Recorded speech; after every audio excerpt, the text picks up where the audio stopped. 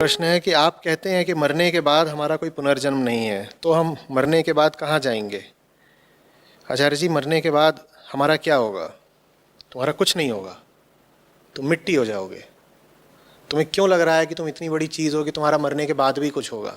मरने से पहले तो तुम्हारा कुछ हो नहीं पाया, मरने के बाद क्या होगा? अजीब गुमान है। मरने से पहले तुम कोई भी बड़ी चीज़ बन पाए क्या? तो मरने के बाद भी तुम बहुत बड़े भूत कैसे बन जाओगे? हमारा व्यक्तिगत अस्तित्व है ना, उसे राख हो जाना है। व्यक्तिगत अस्तित्व को कहते हैं व्यष्टि। क्या कहते हैं? व्यष्टि।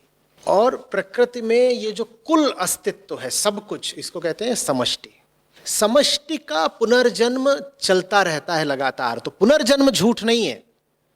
ये मत कह देना कि मैं पुनर्जन्म से इनकार करता हूं। नहीं, मैं व्यष्टि के पुनर्जन्म से इनकार करता हूं। पुनर्जन्म समष्टि का होता है। समष्टि माने समझ लो सागर, और व्यष्टि माने समझ लो सागर की एक लहर। तो सागर बार बार लहराता रहेगा, लहरों का बार बार सागर में जन्म होता रहेगा। लेकिन जो व्यष्टि है, जो एक विशेष विशिष्ट लहर है, वो नहीं लौट कर आने वाली, वो एकदम नहीं लौट कर आने वाली। तो अगर तुम पूछ रहे हो, मान लो तुम्हारा कुछ नाम है राजू, कि राजू का क्या होगा मरने के बाद? राजू खत्म हो गया। राजू का कोई पुनर्जन्म नहीं है। हां, समष्टि का पुनर्जन्म जरूर है। मैं पुनर्जन्म से इनकार नहीं करता, मैं राजू के पुनर्जन्म से इनकार करता हूं। तो राजू महाराज इस धोखे में बिल्कुल ना रहें कि वो कहीं लौट करके आएंगे और आगे कुछ होने वाला है। मैं कह रहा हूं कि भैया, जैसे जीना है अभी जी लो, तुम्हारा कुछ नहीं बचने वाला मृत्यु के बाद।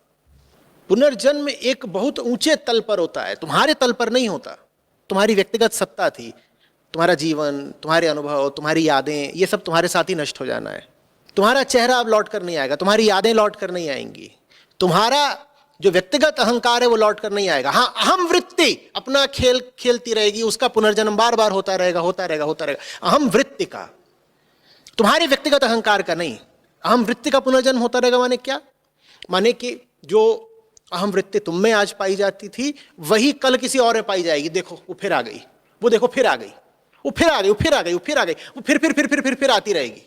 हमने बड़ी भूल करी है जो पुनर्जन्म की बात को हम ठीक से समझे नहीं, और ठीक से न समझने का भुगतान सनातन धर्म ने और भारत देश ने खूब चुकाया है।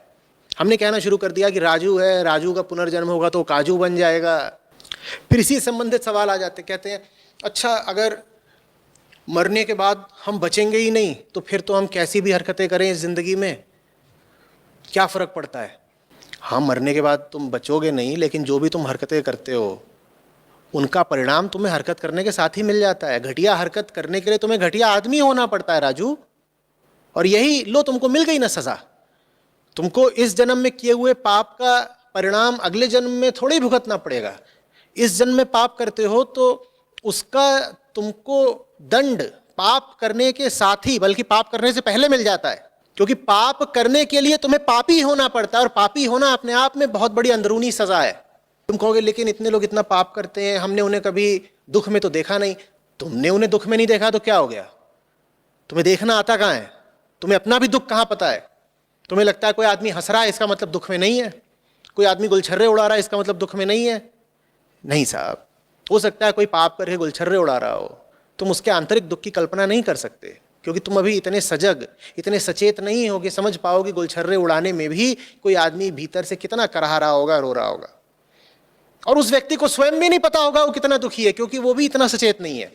हो सकता है उसे स्वयं भी लग रहा हो कि आहा मैं तो मजे मार रहा हूं, वो मजे नहीं मार रहा है, वो नर्क झेल रहा है।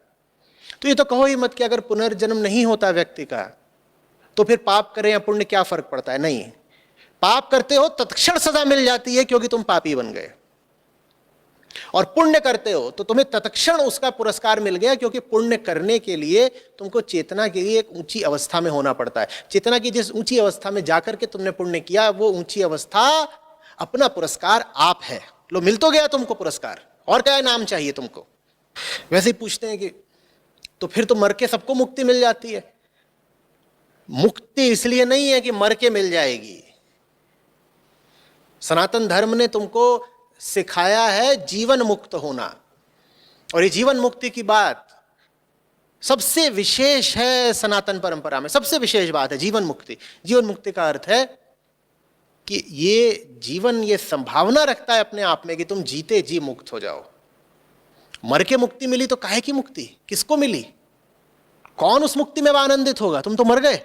बात तो तब है जब जीते जी मुक्त हो जाओ, उसे कहते हैं जीवन मुक्त। और जीवन मुक्त होना जीवन का परम लक्ष्य है।